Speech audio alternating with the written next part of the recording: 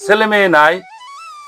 বাবা, ছেলে মেয়ে ছিল কিন্তু এখন আর নাই। কি করুম বাবা, কপালের দোষ, সব কপালের দোষ। ও মুরব্বি, এনে বহেন, আহেন আরে বাবা রে, বহেন, এই যে চেয়ারে বহেন। হাই হাই রে, আহা, এই বয়সে মানুষ ভিক্ষা করে? হ্যাঁ, এই যে আপনি কইলেন আপনার ছেলে মেয়ে আসিল, এখন নাই।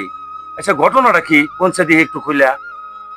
বাবা রে, আমার মতন কপাল পুরা এই সংসারে জানি আর কেউ না হয়, কেউ জানি না হয়। আমার এক সময় কিছু সয় সম্পদ আছিল, ছেলে মেয়েও আছিল। আচ্ছা, তারা আমারে কত না ভালোবাসতো, কত না আদর করতো। আমি পোলাপানের আদর দেখে সব যাই আছিল আর কি, আমার সয় সম্পত্তি ওদেরকে ভাগ করে একবার রেস্ট্রি করে দিয়ে দিছিলাম। আচ্ছা, দিয়ে দেওয়ার পরে ওরাও আস্তে আস্তে বেচা কিনি করেও চলে গেল, যার যার মতন বাড়িঘর ফলাইছে। এখন এই শ্বশুর বাড়ি থাকে, এই এক এক জায়গায় যায় বাড়ি করে থাকতেছে। আমার খোঁজ খবর তো আর বাবা নেয় না। কি করি বাবা, আমি কোথায় যাই? মানে আপনার ছেলে মেয়েরা আপনারা ফালাই দিছে না? আমার ফালাই দিছে মানে আমার তথ্য তালাকে কিচ্ছুই নেয় না।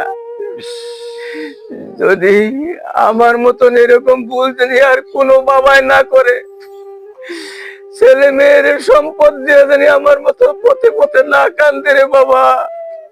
ঠিক আছে মুরব্বি, আমার মতো কাছের কেউ আর না কান্দে। আমি মুরব্বি মন খারাপ করেন না, মন খারাপ করেন না। মন খারাপ করে আর কি করুম বাবা। আল্লাহর নিয়তির খেলা, আপনার কপালে ছিল, এরকম হয়েছে। হ্যাঁ, মন খারাপ তাই করেন না। বাবা, তাই তাই কপালের নিয়তি নেই তো ধরে তো হয়েছে আমার। ঠিক আছে মুরব্বি, যান।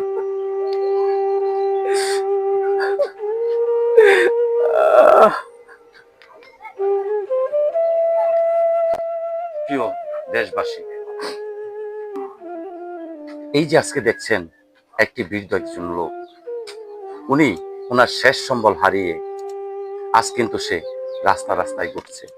ওনার সম্পদ, যা সম্পদ ছিল, ছেলেদের ভবিষ্যতের দিকে চিন্তা করে ছেলেদেরকে ভাগাভাগি করে দিয়ে দিয়েছে।